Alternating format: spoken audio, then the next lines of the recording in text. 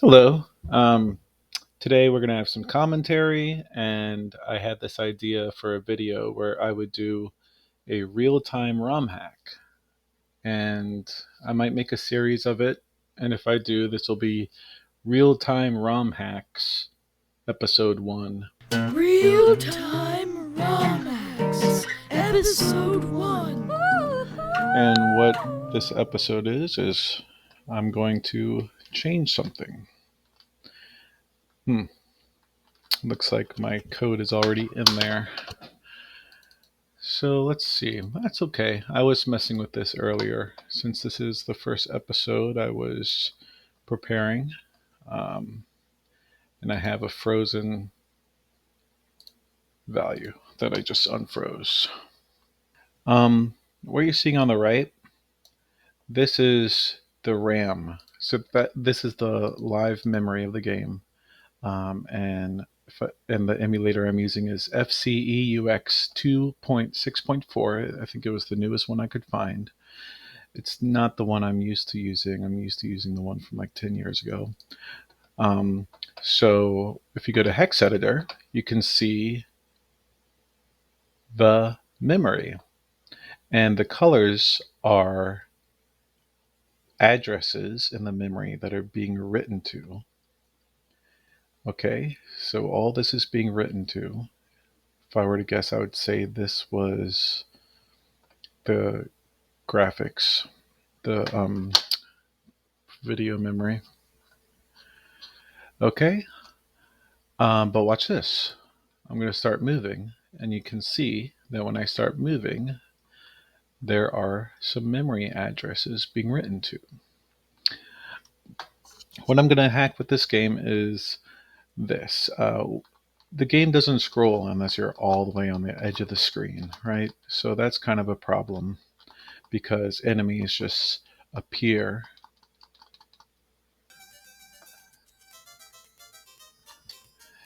I want to try to find the player's X position, or the player when he goes further right or further left. And I can already see that in the address 3AO, that increases whenever I go to the right, and it decreases when I go to the left. And then when I hit the value 3F, well, I don't go left anymore, the screen goes left. And over here, if I hit the value CO, well, I don't go right anymore, the screen goes right. Okay? And a way I can test to see if this is really the value of the player, I can freeze that address. That address cannot change now. So here I am going left and right. Since this value can't change, I can't move left or right anymore. Okay? So I'm going to unfreeze that. Well, how do we know? How do we change the scrolling? Okay. Well, every time I move right, this increases until I'm at the end. Then it doesn't increase anymore. So once I get to the end, nothing writes to this address anymore. So let me add a write breakpoint. Now, anytime something tries to write to this address, it's going to stop the code at that point, at that address. So see, no breakpoints, and then I'm going to add a write breakpoint. So now O3AO has a breakpoint, and it's that W there is the write flag. You can throw up read flags, execute flags, things like that. And the CPU is the RAM. That's okay.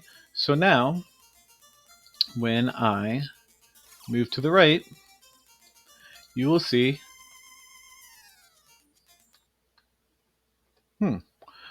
Nothing wrote to that address when I moved to the right. That's why it didn't stop. But now I'm moving to the left. Okay, so stop there. You can see that a value has been stored in O3AO. I'm going to sort of like move to another frame. BFBE is just decreasing at this same address. Okay, so what is going on? It's loading O3AO. It's adding 420. FF. If you add FF, it decreases by 1. So something must have put a value in FF. Okay. Load Y42. If it's not equal, that might be something that says if the screen isn't supposed to scroll, skip it. So I'm comparing the accumulator, which is this value is loaded into the accumulator. So now I'm comparing that to FO and DBOAO is store it. Okay.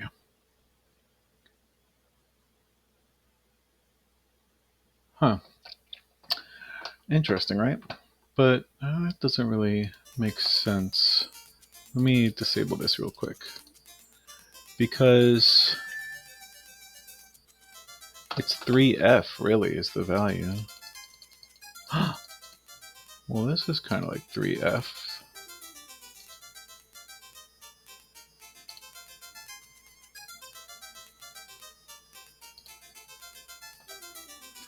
Okay.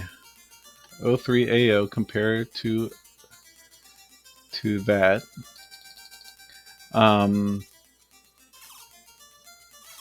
Subtract 1. Okay, let's try this. These bats are really annoying, aren't they? Just get out of here, man. I'm trying to hack this game. Okay. D815. So let's go to the view the ROM memory. This is the code of the game. This is all the static code, and if you change anything in RAM, it's temporary. If you change things in ROM, it's permanent. So that's what you would have to do for it to be a ROM hack, is to change the ROM values. D815.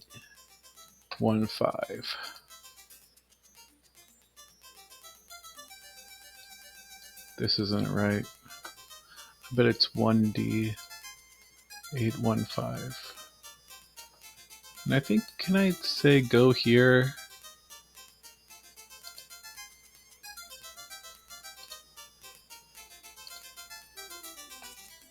Ah, look. If I click that and say open in hex editor, it's actually taking me to that address. It's actually at 1D820. Okay, so now C940 is comparing it to 40. So what if we made this, I don't know, 7F? Now, if I move, look, it's scrolling. See? Wasn't too bad. If I made it 1F, then it would wait till my guy was at position 1F before scrolling, so that's much, much worse. I don't know. That seemed to work okay.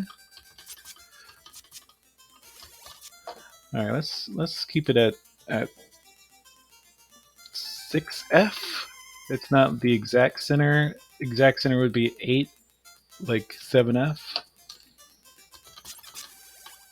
So 6F, it's a little to the right. Okay, so now we want to say, what is it at if I'm going to the right? CPU, okay, 0380, 03AO.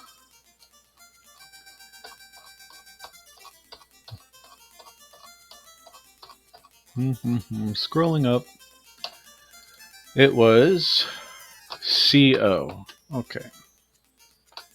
So, look, it's right there. They just spell it out for you, plain and clear. It's loading the value of the player. If the value equals CO, don't add to it.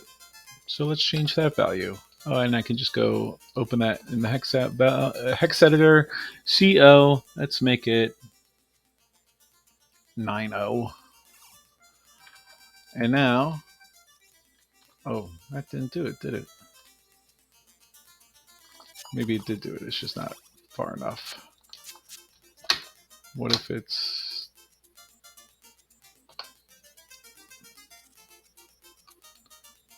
What if it's FF? Is it gonna... Yeah, it does. That doesn't. It doesn't care. So let me use my breakpoint. I'm gonna walk to the right and pause it. I'm gonna add my breakpoint, and then I'm just going to hold down right and do 1 frame. And I'm going to just keep going.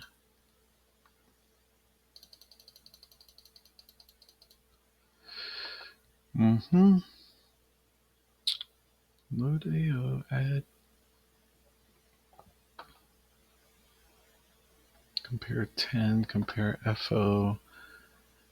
I don't know. It doesn't make sense. Doesn't it seem like it should be somewhere here?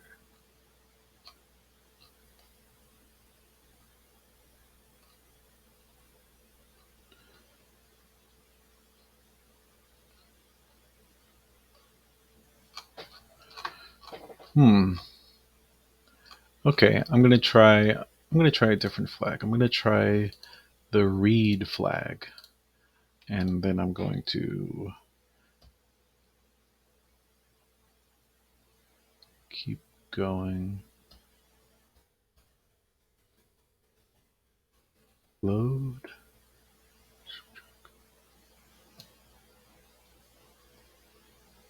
Compare to B. No.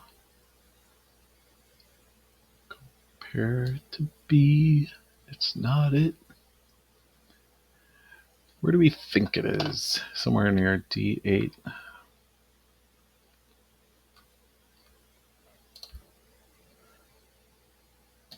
Am I ever going to figure this out? Look, right there. Yeah, it compares it. Oh, but look, that's not D8 50. That's D7. Let's try this, folks. I'm right here. Yeah. I'm going to change that to 90. Let's disable our breakpoint. Play. Look at that. Look at that. It's so much better. All right, let's just play. Let's just go rescue Simon, shall we? Gonna close all this stuff. Oh, yeah. I don't know. Much better, right? Not all the way at the edge of the screen. Kills some of the zombies here. The slime. Yeah, so I have a lot of fun with ROM hacking. There's these games that are like 30 years old were made before standards. A lot of programmers were experimenting or just sort of like thinking. I think what it really is, they're just adding some artificial difficulty. Maybe they felt the game was too easy. They were like, you know what would be challenging? If enemies just hit you instantly. But I don't need that. I'm a casual player. I want to be able to see the enemies coming. Yeah, so this game's really cool. Right now I have these 2 playable characters. If I rescue Simon, then that will be another playable character. What do you think of these sound levels? I was messing a little bit with the sound levels before I recorded to try to get